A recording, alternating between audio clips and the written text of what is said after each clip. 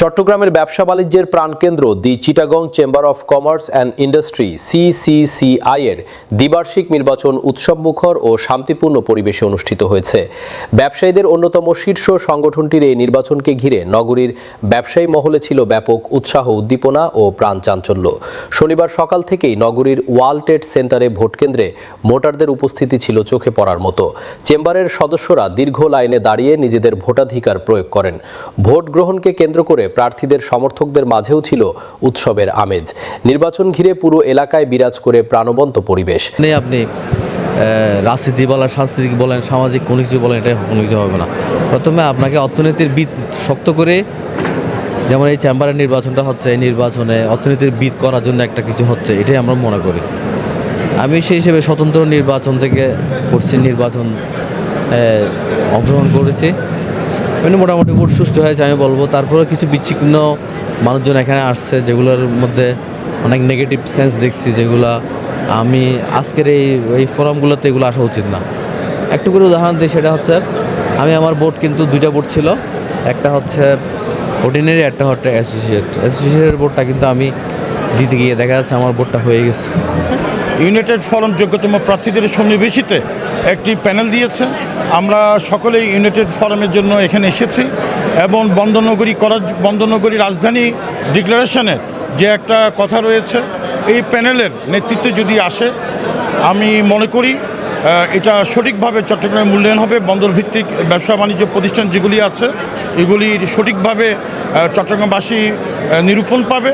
নির্বাচনে অংশ নেওয়া প্রার্থীরা ব্যবসায়ীদের স্বার্থ সংরক্ষণ, চট্টগ্রামের শিল্প ও বাণিজ্য খাতকে আরও শক্তিশালী করা, নতুন বিনিয়োগ আকৃষ্ট করা, ব্যবসায়িক প্রতিবন্ধকতা দূর করা এবং দেশের অর্থনীতিতে চট্টগ্রামের অবদান আরও বাড়ানোর প্রত্যয় ব্যক্ত করেন।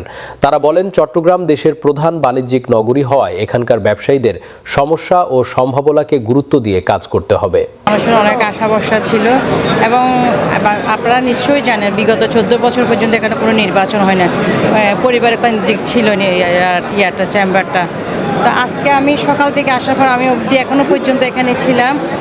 ভোটারদের উপস্থিতি আসলে বলার মতো না। অনেক দিন পর একটা সুন্দর একটা উৎসবমুখে ঈদ মনে হচ্ছে আজকে। জানি না, এক একজনের ভাবনা চিন্তা অন্যরকম হতে পারে, কিন্তু আমার কাছে খুবই আনন্দ মনে হচ্ছে আজকে আমার ঈদ ডে, ওইরকমই মনে হচ্ছে। সবার স্বতঃস্ফূর্ত অংশগ্রহণ ছিল। তারপরে মানুষের, আমি যতটুকু শুনছি, আমাদের হয়তো বিরোধী দল আর পার্টি হয়তো নির্বাচনে নিচ্ছে না, কিন্তু মনে হচ্ছে না, যারা ভোটার সবাই ম্যাক্সিমাম কিন্তু ভোট দিতে আসছে। ভোট কেন্দ্রে বিভিন্ন শ্রেণী পেশার ব্যবসায়ী, শিল্পোদ্যোক্তা ও আমদানিকারক রপ্তানিকারকদের উপস্থিতি নির্বাচনকে আরও প্রাণবন্ত করে তোলে। নির্বাচন ঘিরে চেম্বারের সাবেক ও বর্তমান নেতৃবৃন্দ ভোট কেন্দ্র পরিদর্শন করেন এবং সুষ্ঠু পরিবেশে ভোট গ্রহণ হওয়ায় সন্তোষ প্রকাশ করেন। নির্বাচন পরিচালনার জন্য কঠোর নিরাপত্তা ব্যবস্থা গ্রহণ করা হয়।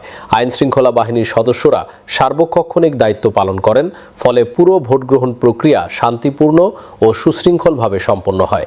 নির্বাচন কমিশনের দায়িত্বপ্রাপ্ত কর্মকর্তারাও নিরপেক্ষতা ও স্বচ্ছতার সঙ্গে ভোট গ্রহণ সম্পন্ন করার কথা জানান। চট্টগ্রাম চেম্বারে ইলেকশন হচ্ছে, আপনারা দেখতে পাচ্ছেন অনেক ভোটাররা এসছে এবং তারা তাদের ভোট কাস্ট করছেন।